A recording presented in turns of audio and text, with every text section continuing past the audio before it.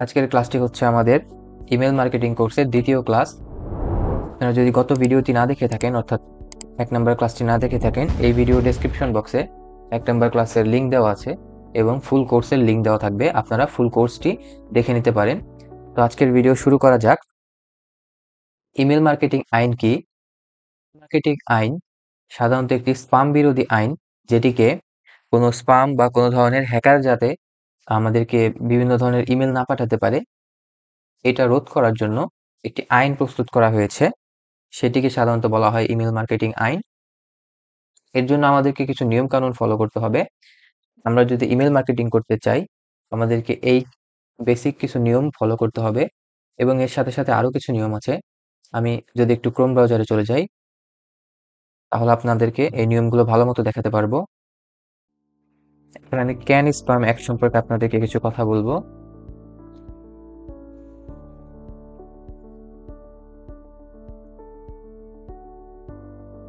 আমরা যদি একটু ভিতরে যাই, তাহলে আমরা দেখতে পারবো যে আসলে কি বিষয়গুলো আমাদেরকে ফলো করতে হবে। এটা হচ্ছে ফেডারেল ট্রেড কমিশন থেকে স্পাম রোধ করার জন্য এই নিয়ম কানুনগুলো বলে দিছে।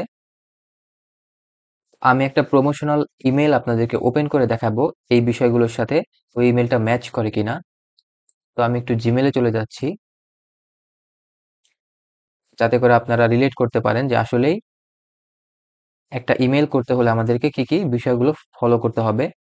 আমি একটু প্রমোশনাল মেসেজে চলে যাই। ধরেন আমি উদয়মায়ের একটা প্রমোশনাল মেসেজ অন করতেছি। এখন চলে যাই আমাদের স্পাম অ্যাক্টে।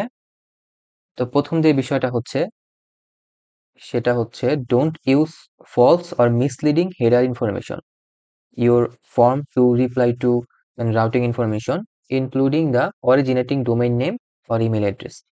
অর্থাৎ আমাদেরকে যা বলতে চাচ্ছে, আমরা যদি একটু মেইলটাতে চলে যাই, এই যে এখানে দেখতে পারতেছেন আমাদের যে এই যে ডোমেইন নেমটা আছে students.udemy.com, এটা হচ্ছে কি এই উদেমাই প্ল্যাটফর্মের একটা ডোমেইন, যেটা দিয়ে তারা আমাকে মেল পাঠিয়েছে।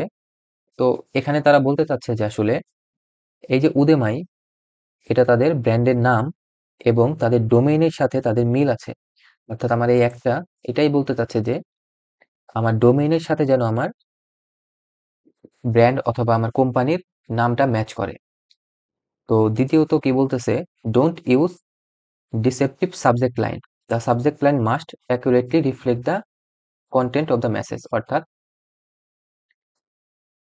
এই যে আমার সাবজেক্ট লাইনটা আছে, এই সাবজেক্ট লাইনটা যেন আমার পুরো কন্টেন্টটাকে বিবরণ করে, এরকম কিছু আমার সাবজেক্ট লাইনে থাকতে হবে। অর্থাৎ আমি সাবজেক্ট লাইনে লিখলাম এক কথা, কিন্তু ভিতরে এসে দেখলাম পুরোটাই আলাদা। তো এরকম যদি থাকে তাহলে আমাকে ওই একটার আন্ডারে করতে হবে। তো তৃতীয়তে আমরা দেখি 3 নম্বর অপশন আমাদেরকে কি বলতেছে, identify the message as an add.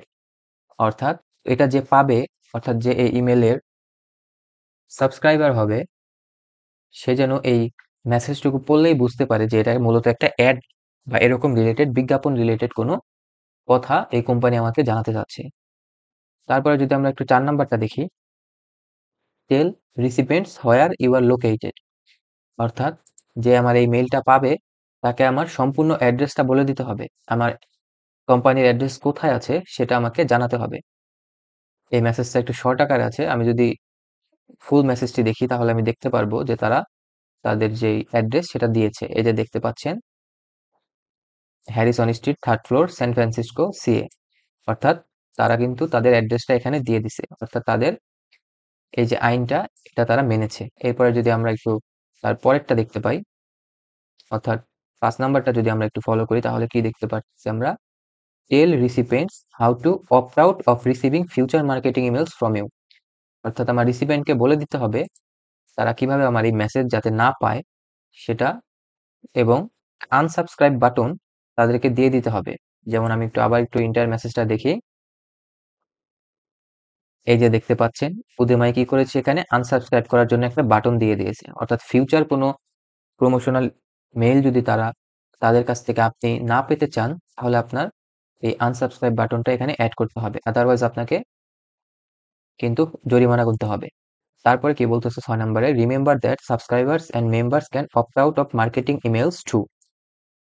অর্থাৎ আমি যদি একটু মেইলে চলে যাই, এই যে দেখতে পারতেছেন জিমেইল থেকে একটা আনসাবস্ক্রাইব বাটন দেওয়া আছে।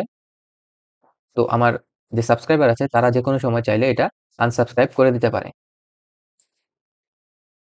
7 নম্বরে কি বলতেছে, অনর অপ্ট আউট রিকোয়েস্ট প্রম্পটলি। অর্থাৎ আমি যে আনসাবস্ক্রাইব বা একটা রিকোয়েস্ট তাকে পাঠিয়েছি আমার ধরেন এই উদেমাই কোম্পানিকে, তাকে এই রিকোয়েস্টটা উইদিন 10 ডেজ এর মধ্যে কমপ্লিট করতে হবে। আদারওয়াইজ তাকে কিন্তু ক্যান স্প্যাম অ্যাক্ট ফলো করে তাকে সাজা প্রদান করা হবে। তারপরে আমরা যদি একটু দেখি, monitor what others are doing on your behalf. এই কথাটা অনেক ইম্পর্টেন্ট। যারা ডিজিটাল মার্কেটার আছেন তারা এই কথাটা একটু মনোযোগ দিয়ে শুনেন, অথবা যারা ব্র্যান্ড ওনার আছেন তারাও একটু ভালো মতো শুনবেন। এটা হচ্ছে, ধরেন আপনি একটা ব্র্যান্ডের মালিক অথবা আপনি একটা কোম্পানির মালিক, আপনি কাউকে হায়ার করেছেন আপনার এই ইমেল মার্কেটিং ক্যাম্পেইনটা চালানোর জন্য। তো এখন আপনাকে এটা মনিটর করতে হবে। অর্থাৎ তারা কি কাজ করতেছে, তারা কি এই রুলস গুলো ফলো করতেছে কিনা, এটা আপনাকেও দেখতে হবে। আদারওয়াইজ আপনারা দুজনেই এই জরিমানা গুনার জন্য প্রস্তুত হয়ে থাকবেন। অর্থাৎ ভুল জারি থাক, জরিমানা 2 জনেরই গুনতে হবে। তাকেও গুনতে হবে, অথবা আপনি যাকে হায়ার করেছেন এই কাজটি করার জন্য, অর্থাৎ আপনার ইমেল ক্যাম্পেইন চালানোর জন্য, তাকেও এই জরিমানা গুনতে হবে। তো এখন আসি আসলে জরিমানা কতটুকু টাকা।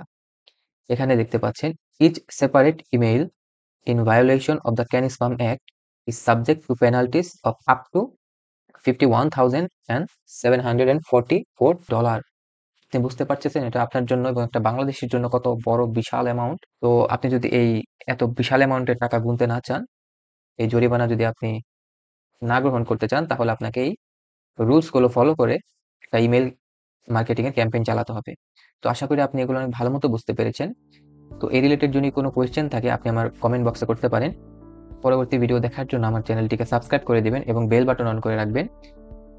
এবং ফুল কোর্সের শেষে আমি আপনাদেরকে লাইভ কিছু ক্যাম্পেইন দেখাবো।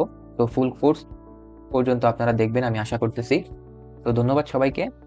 আশা করি আপনারা প্র্যাকটিস চালিয়ে যাবেন।